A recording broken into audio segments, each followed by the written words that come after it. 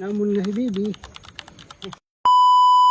Hello mga kabutsyong, sa for today's video nga sinugod na nga namin yung nanay la ni Ayabel. Nandito nga siya sa kulungan ng baboy. Pagkarating nga namin ay naabutan nga namin siya na naglilinis dito. Tingnan nyo naman at may dala pang itak. Nagbabawas nga siya ng mga damo na malapit nga sa kulungan ng baboy. Masiwas nga kasi makapasok yung alupihan pag malinis nga yung bakuran. Eto nga palang dalawang baboy na to ay kay nanay at tatay to. Yung kabilang mga baboy naman ay pagmamayari ng kapatid kong lalaki. Fast forward nga ay napagdesisyonan nga namin ni nanay na puntahan nga si tatay sa bukid since malapit nga lang dito. So dyan nga ay naglalakad na nga kami papunta doon. Nauna na nga si nanay nung malapit na kami. So dyan nga ay natatanaw na nga yung bukid ni nanay at tatay. Nandito nga karamihan yung mga tanim nila. So dyan nga ay sabi nga ni nanay na nandun nga si tatay sa may mga kalabasa at natanaw niya na nga. Eto nga pala yung mga talbos ng kamote ni nanay at tatay. Kung napanood nyo nga yung mga videos namin before na kumakain niya ng kamote sa main page ko, ay dito nga galing yun. Pero ngayong kamote yun ay dating tanim nga nila tatay dito. So itong kamote nga ay bagong tanim nga lang. Ma-harvest nga to after 2 months or 3 months nga. So dito nga ay pinuntahan na nga namin si tatay. Itinuturo niya nga yung nakita niyang bunga ng kalabasa. Pagkadating nga namin dito kay tatay ay kinuha niya na nga si Ayabel at kinarga na. At tingnan niyo naman si Butchong. Love na love talaga yan ng lolo niya.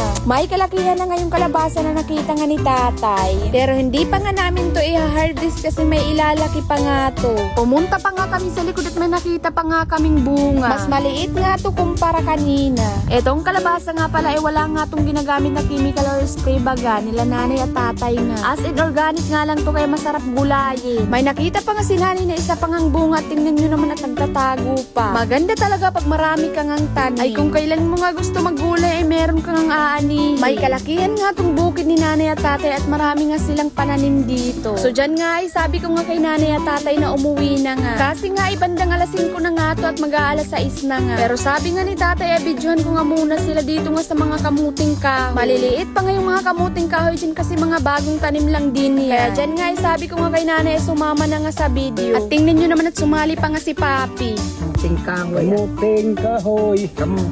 Kamuti. At saka mga gulay.